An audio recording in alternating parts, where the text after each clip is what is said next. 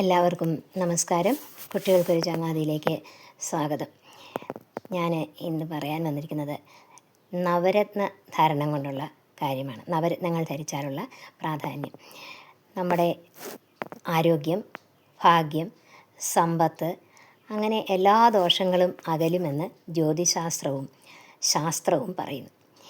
എന്നിരുന്നാലും വിശ്വാസയോഗ്യവും ഉത്തമമായ രത്നങ്ങൾ വേണം ധരിക്കാൻ. നമുക്ക് നല്ലവണ്ണം അറിയാവുന്ന ആരെങ്കിലും ചോദിച്ചിട്ട് വേണം ധരിക്കാൻ.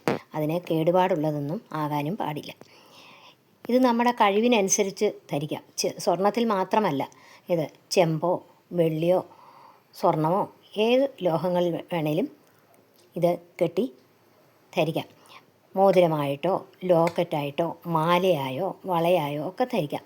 എന്നാൽ ദേഹത്തിൽ രത്നങ്ങൾ വഴി സൂര്യപ്രകാശം തട്ടുന്ന വിധത്തിൽ വേണം ധരിക്കാൻ. ആ രത്നങ്ങളിൽ സൂര്യപ്രകാശം അടിച്ചിട്ട് അത് നമ്മുടെ ശരീരത്തിലോട്ട് വരുന്ന രീതിയിൽ വേണം ഈ രത്നം ധരിക്കാൻ എന്നാണ് പറയുന്നത്. എങ്കിലേ അതിൻ്റെ പ്രയോജനം കിട്ടത്തുള്ളൂ. പലരും പല രീതിയിൽ പറയുന്നുണ്ട്. എന്നാൽ വിദഗ്ധ ഉപദേശം തേടുന്നത് നല്ലതാണ്. രത്നം ധരിക്കുന്നതിന് മുമ്പ് പലരും നമ്മളെ മുതലെടുക്കാൻ ശ്രമിക്കും, പറ്റിക്കുന്നവർ കാണും. അതുകൊണ്ട് ശരിയായ രീതിയിലുള്ളത് ധരിച്ചാലേ നമുക്ക് ഫലം ചെയ്യൂ. അപ്പോൾ അതിനനുസരിച്ച് അറിവുള്ളവരോട് ചോദിക്കുന്നത് നല്ലതായിരിക്കും. എങ്കിലും അതിനെക്കുറിച്ച് കുറച്ച് കാര്യം പറയാം. ജനിച്ച മാസത്തെ ആസ്പദമാക്കി ധരിക്കുന്നവരുണ്ട്. പിന്നെ നക്ഷത്രം നോക്കി ധരിക്കുന്നവരുമുണ്ട്. ജനിച്ച ദിവസത്തെ ആ നക്ഷത്രം നോക്കി ധരിക്കുന്നവരുമുണ്ട്. ഏത് മാസമാണ് ജനിച്ചത് അത് നോക്കി ധരിക്കുന്നവരുമുണ്ട്. അപ്പം നമ്മുടെ ജന്മനക്ഷത്രം അല്ലെങ്കിൽ പിറന്നാൾ എന്ന് പറയുന്നത് വെച്ച് ഏതാണെന്ന് നമുക്ക് നോക്കാം. ചെറിയ തൂക്കത്തിലുള്ള രത്നം ധരിക്കുന്നതാണ് ഉത്തമം.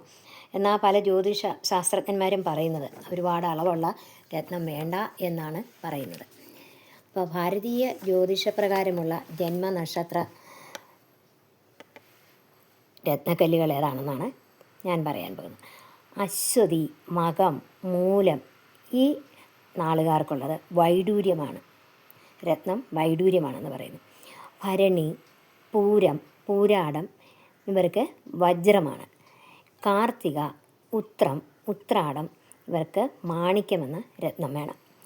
രോഹിണി, അത്തം, തിരുവോണം ഈ നാളുകാർക്ക് മുത്താണ്.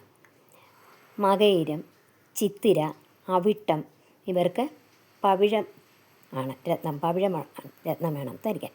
തിരുവാതിര, ചോതി, ചതയം ഇവർക്ക് ധരിക്കേണ്ട രത്നം ഗോമേതകം. പുണർതം, വിശ്വാകം, പൂരുരുട്ടാതി ഇവർക്ക് ധരിക്കേണ്ട രത്നം മഞ്ഞ, പുഷ്യ, രാഗം. പൂയം, അനിഴം, ഉത്രട്ടാതി ഇവർക്ക് ധരിക്കേണ്ട രത്നം ഇന്ദ്രനീലം. ആയില്യം, തൃക്കേട്ട, രേവതി ഇവർക്ക് ധരിക്കേണ്ട രത്നം മരതകം. പൊതുവെ ഇവയാണ് സൂചിപ്പിക്കുന്നത്. പിന്നെ ചിലർ ജാതകത്തിൻ്റെ ഗ്രഹനില കൂടി വിലയിരുത്തിയിട്ട് രത്നമെടുക്കുന്നുണ്ട്. അത് കുറച്ചുകൂടെ ഉചിതമായിരിക്കും.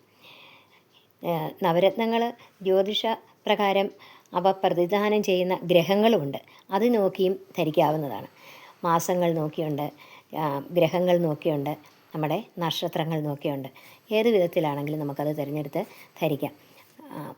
കേടുപാടുകൾ പറ്റിയതോ പൊട്ടിയതോ അങ്ങനെയുള്ള രത്നങ്ങൾ ധരിച്ചാൽ അത് നമുക്ക് കൂടുതൽ ദോഷം ചെയ്യത്തേ ഉള്ളൂ.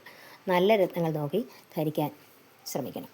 ഈ നവരത്നങ്ങളിൽ ചിലർ നവരത്നങ്ങളും ധരിക്കുന്നവരുണ്ട്. അതൊന്നും നമുക്ക് സാധിച്ചില്ലെങ്കിലും നമ്മുടെ നാള് നോക്കിയോ മാസം നോക്കിയോ ആ ജാതകത്തിൽ ഉള്ള ഗ്രഹദോഷങ്ങൾ നോക്കിയോ ധരിക്കുന്നത് വളരെ ഉത്തമമാണ്. നിങ്ങൾ അങ്ങനെയുള്ളവർക്ക് ജ്യോതിഷനെ കാണാം. അതല്ലെങ്കിൽ നമുക്ക് ഈ നാൾ വെച്ച് നോക്കിയുള്ള രത്നങ്ങൾ ധരിക്കാം, നമ്മുടെ കഴിവിനൊത്തുള്ള രത്നങ്ങൾ. അപ്പം ഇതെല്ലാവരും ഇഷ്ടപ്പെട്ടെങ്കിൽ അത് നിങ്ങൾക്കിതൊക്കെ മനസ്സിലായെങ്കിൽ നിങ്ങളിത് ലൈക്ക് ചെയ്യാനും ഷെയർ ചെയ്യാനും ഒക്കെ ശ്രമിക്കണം. ആദ്യമായി കാണുന്നവരൊന്ന് സബ്സ്ക്രൈബ് ചെയ്യണം. നിങ്ങളുടെ എല്ലാം സപ്പോർട്ട് ഉണ്ടാകണം. വീണ്ടും കാണാം. നമസ്കാരം.